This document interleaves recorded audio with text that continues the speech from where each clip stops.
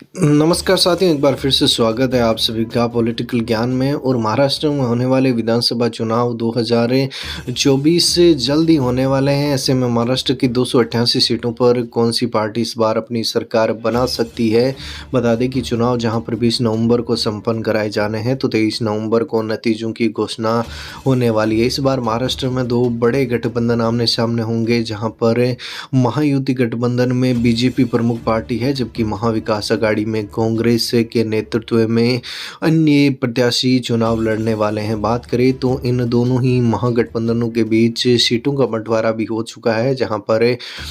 यहाँ पर मुख्य मुकाबला सत्तारूढ़ गठबंधन महायुति, जिसे एनडीए नाम भी दिया गया है। इसमें बीजेपी, शिंदे की शिवसेना और अजित पवार की एनसीपी शामिल है, जबकि विपक्ष में महाविकास आघाड़ी का इंडिया गठबंधन है, जहां पर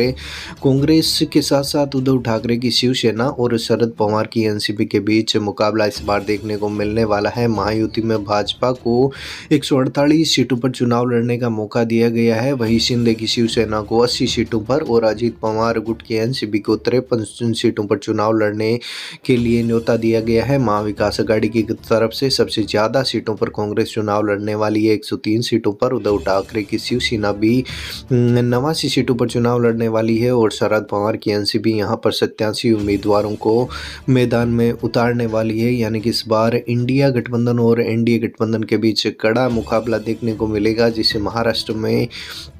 महायुति और महाविकास आघाड़ी गठबंधन में नाम दिया गया है। महाराष्ट्र में कुल 288 सीटें हैं, जहां पर कोई भी पार्टी अगर पूर्ण बहुमत की सरकार बनाना चाहती है तो उसे 145 सीटों की आवश्यकता होगी। चलिए जिलेवार बात कर लेते हैं। सबसे पहले बात कर लेते हैं महाराष्ट्र के लातूर जिले की 6 सीटों के बारे में। तो यहाँ पर एनडीए गठबंधन ने 2 सीटें बटोरता हुआ दिख रहा है, जबकि महाविकास आघाड़ी का इंडिया गठबंधन यहाँ से 4 सीटें बटोर सकता है। लातूर की 6 सीटों पर इंडिया गठबंधन आपको बता दें कि इस बार बाजी मारता हुआ नजर आ रहा है। अगले जिले की बात करें तो महाराष्ट्र का अगला प्रमुख जिला जहां पर नागपुर है, और नागपुर में बात करें तो कड़ा कांटे का मुकाबला दोनों ही गठबंधनों के बीच देखने को मिलने वाला है। बीजेपी का एनडीए गठबंधन 6 सीटें बटोरने वाला है, जबकि कांग्रेस का इंडिया गठबंधन भी यहां से 6 सीटें बटोर सकता है। यहाँ पर बात करें तो दोनों के बीच अच्छा मुकाबला इस बार नागपुर में देखने को मिलने वाला है। अगले जिले की बात करें तो महाराष्ट्र का अगला जिला नांदेड़ है, और नांदेड़ में कुल मिलाकर 9 विधानसभा की सीटों पर चुनाव कराए जाने हैं, जहां पर महायुति यानी कि एनडीए गठबंधन को 3 सीटें मिलने वाली है, जबकि इंडिया गठबंधन के खाते में यहाँ से 6 सीटें इस बार जाती हुई नजर आ रही है। अगले जिले नंदुरबार की बात करें तो नंदुरबार में 4 विधानसभा की सीटें हैं, जहाँ पर इस बार एनडीए यानी कि महायुति गठबंधन का शोबड़ा छाप होता हुआ दिख रहा है, जबकि यहाँ पर चारों की चारों सीटें इस बार महाविकास आघाड़ी का इंडिया गठबंधन जीतता हुआ नजर आ रहा है और चारों की चारों सीटें यहाँ से हासिल कर सकता है। अगले जिले नासिक की 15 विधानसभा सीटों के बारे में चर्चा करें तो यहाँ पर भी बता दें कि एनडीए गठबंधन को केवल और केवल 5 सीटें मिलने वाली है, जबकि महाविकास आघाड़ी का इंडिया गठबंधन यहाँ से 9 सीटें बटोरने के साथ ही बाजी मार सकता है, जबकि 1 सीट अन्य उम्मीदवारों के खाते में भी जाती हुई नजर आ रही है। बात कर लेते हैं महाराष्ट्र के अगले जिले धाराशिव की, तो यहाँ पर भी 4 विधानसभा की कुल मिलाकर सीटें हैं, जहाँ पर इंडिया गठबंधन को 1 सीट मिलती हुई दिख रही है, जबकि इंडिया गठबंधन यहाँ पर 4 में से 3 सीटें इस बार लेता हुआ दिख रहा है और धाराशिव में भी इंडिया गठबंधन मजबूती के साथ इस बार उतरने वाला है।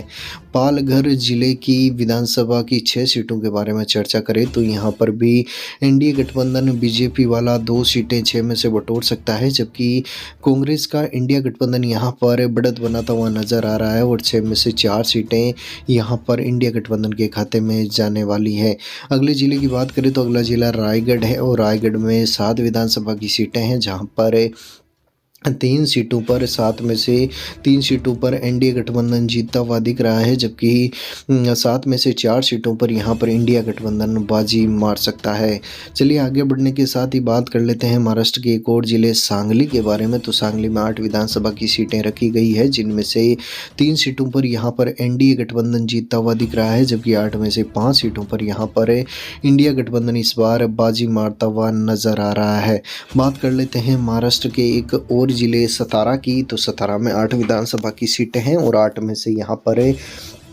एनडीए गठबंधन 4 सीटें बटोरने वाला है, जबकि कांग्रेस का इंडिया गठबंधन भी 4 सीटें बटोर सकता है। दोनों ही पार्टियों को 4-4 सीटें 17 से इस बार मिलने का अनुमान जताया जा रहा है। सिंधुदुर्ग की 3 विधानसभा सीटों पर चर्चा करें तो सिंधुदुर्ग की 3 में से 1 सीटों पर इस बार एनडीए गठबंधन बाजी मारेगा, जबकि 3 में से 2 सीटों पर इंडिया गठबंधन सिंधुदुर्ग जिले में जीतता हुआ नजर आ रहा है। और ताज़ा सर्वे के मुताबिक अगले जिले सोलापुर की बात करें तो सोलापुर में 11 विधानसभा की सीटों पर चुनाव होने हैं, जहां पर एनडीए गठबंधन को 11 में से 3 सीटें मिलने वाली है, जबकि इंडिया गठबंधन ने 7 सीटें यहां से बटोरने वाला है। 1 सीट अन्य पार्टियों के खाते में भी यहां से जाती हुई दिख रही है। अगले जिले वासिम की 3 विधानसभा सीटों के बारे में चर्चा करें तो वासिम में बता दें कि इस बार बीजेपी के एनडीए गठबंधन और महायुति का सुपड़ा साफ होता हुआ नजर आ रहा है और तीनों की तीनों यहां से महाविकास अघाड़ी गठबंधन यानी एनडीए तीनों सीटें जीत सकता है। अगले जिले यवतमाल की 7 विधानसभा सीटों पर चर्चा करें तो यवतमाल में 7 में से 3 सीटों पर एनडीए गठबंधन जीतता हुआ दिख रहा है, जबकि बची हुई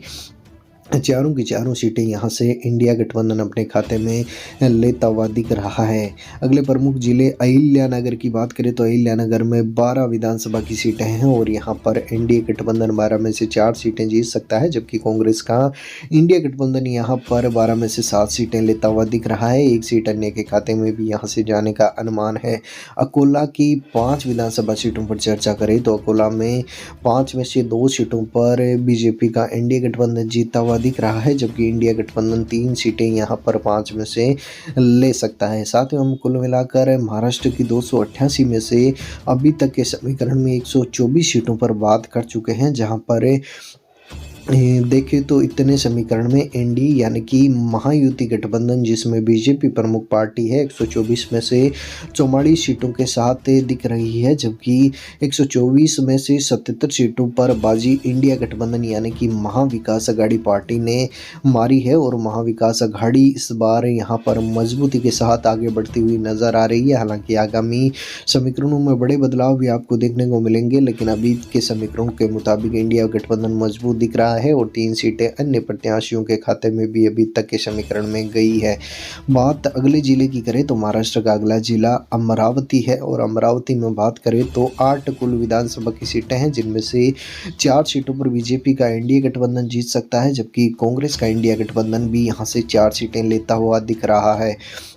छत्रपति नगर अगला प्रमुख जिला है, जहां पर 9 विधानसभा की सीटें हैं। उन 9 में से 2 सीटों पर यहां पर बीजेपी का एनडीए गठबंधन जीतेगा, जबकि 5 सीटों पर इंडिया गठबंधन जीत सकता है और यहां से 2 सीटें अन्य प्रत्याशियों के खाते में जाती हुई दिख रही है। महाराष्ट्र के अगले प्रमुख जिले बेड़ की बात करें तो बेड़ में भी 6 विधानसभा की सीटें हैं, जहाँ पर 6 में से 2 सीटों पर एनडीए गठबंधन जीतता हुआ दिख रहा है, जबकि कांग्रेस का इंडिया गठबंधन यहाँ पर 6 में से 4 सीटें इस बार ले सकता है। आगे बढ़ने के साथ ही बात कर लेते हैं महाराष्ट्र के भंडारा जिले की 3 विधानसभा सीटों के बारे में। तो भंडारा में बता दें कि चुनावी समीकरण बदल चुका है और इस बार बीजेपी का सुपड़ा यहां पर साफ होता हुआ दिख रहा है, जबकि कांग्रेस का इंडिया गठबंधन तीनों की तीनों सीटें भंडारा से बटोरता हुआ दिख रहा है। बात बुल्डाना की 7 विधानसभा सीटों पर करें तो बुल्डाना की 7 में से 2 सीटों पर बीजेपी का एनडीए गठबंधन यानी कि महायुति जीत सकता है, जबकि 7 में से 5 सीटों पर महाविकास अघाड़ी यानी कि इंडिया गठबंधन यहाँ पर बाजी मारता हुआ नजर आ रहा है। चंद्रपुर अगला महाराष्ट्र का जिला है, जहाँ पर भी 6 विधानसभा की सीटें हैं और चंद्रपुर में कांटे का मुकाबला दोनों पार्टियों के बीच देखने को मिल सकता है। एनडीए गठबंधन और इंडिया गठबंधन दोनों ही पार्टियां यहाँ से 3-3 सीटें लेने वाला है। दोनों के बीच अच्छा मुकाबला यहाँ पर देखने को मिलेगा। गढ़चिरौली अगला महाराष्ट्र का जिला है, जहाँ पर केवल 3 विधानसभा की सीटें हैं और यहाँ पर एनडीए गठबंधन का शोपड़ा एक बार फिर से साफ होता हुआ दिख रहा है, जबकि इंडिया गठबंधन यानी कि महाविकास अघाड़ी गठबंधन यहाँ से 3 सीटें इस बार लेने वाला है। गोंदिया की बात करें तो गोंदिया में 4 विधानसभा की सीटें रखी गई है, जहाँ पर 4 में से 1 सीटों पर महायुति यानी कि एनडीए गठबंधन जीत सकता है, जबकि 4 में से 3 सीटों पर यहाँ पर इंडिया गठबंधन जीतता हुआ नजर आ रहा है। बात कर लेते हैं अगले जिले हिंगोली की। तो हिंगोली में भी 3 विधानसभा की सीटें हैं, जहाँ पर एनडीए गठबंधन 3 में से 1 सीट लेता हुआ दिख रहा है, जबकि कांग्रेस का इंडिया गठबंधन यानी कि महाविकास अघाड़ी जो गठबंधन बना है वो 3 में से 2 सीटें हिंगोली से बटोर सकता है। अगले जिले जलगांव की 11 विधानसभा सीटों के बारे में चर्चा करें तो जलगांव की 11 में से 4 सीटों पर एनडीए गठबंधन ने इस बार बाजी मारता हुआ दिख रहा है, जबकि 11 में से 7 सीटों पर यहाँ पर इंडिया गठबंधन यानी कि महाविकास अघाड़ी गठबंधन ने जीतता हुआ नजर आ रहा है। बात जलना की 5 विधानसभा सीटों पर करें तो जलना में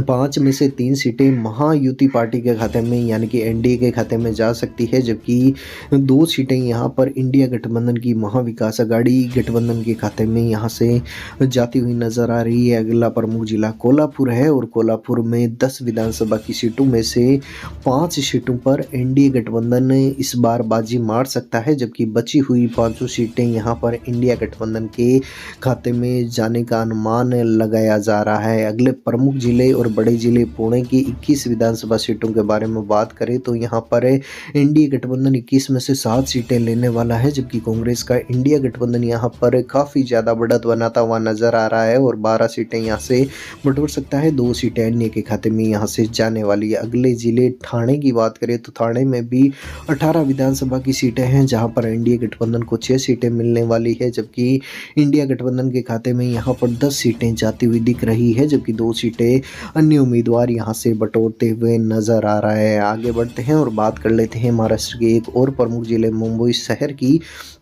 तो मुंबई शहर की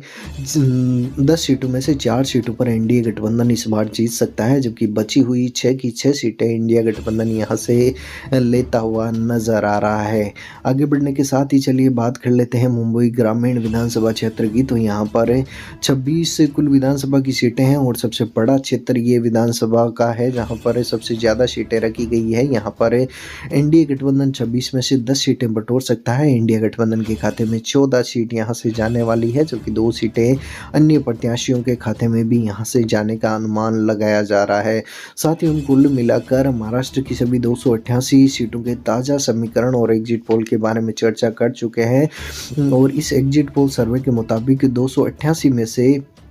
160 सीटें बीजेपी के एनडीए गठबंधन यानी कि महायुति गठबंधन को मिलती हुई दिख रही है, जबकि 288 में से 170 सीटें इंडिया गठबंधन यानी कि बीजेपी के कांग्रेस की महाविकास अघाड़ी गठबंधन के हाथ लगी है और अन्य दल भी 11 सीटें यहां से बटोरते हुए दिख रहे हैं। और बता दें कि महाराष्ट्र में 288 में से पूर्ण बहुमत के लिए 145 सीटों की आवश्यकता होती है, जिनमें से इंडिया गठबंधन यानी कि महाविकास अघाड़ी इस बार इस आंकड़े को पार करता हुआ नजर आ रहा है और 170 सीटों के साथ इस बार महाराष्ट्र में अपनी सरकार बना सकता है। हालांकि आपकी इस बारे में क्या राय है हमें कमेंट में ज़रूर बताएं। आगे भी ताज़ा एग्जिट पोल सर्वे के लिए चैनल को सब्सक्राइब ज़रूर कर दें और आप महाराष्ट्र का अगला मुख्यमंत्री किसे देखना चाहते हैं और महाराष्ट्र में किस पार्टी की सरकार आप बनते हुए देखना चाहते हैं, महायुति या महाविकास अघाड़ी। आपके मुताबिक कौन सी पार्टी इस बार है महाराष्ट्र में अपनी सरकार बना सकती है, कमेंट में हमें ज़रूर बताएं। आज के इस वीडियो में इतना ही, धन्यवाद।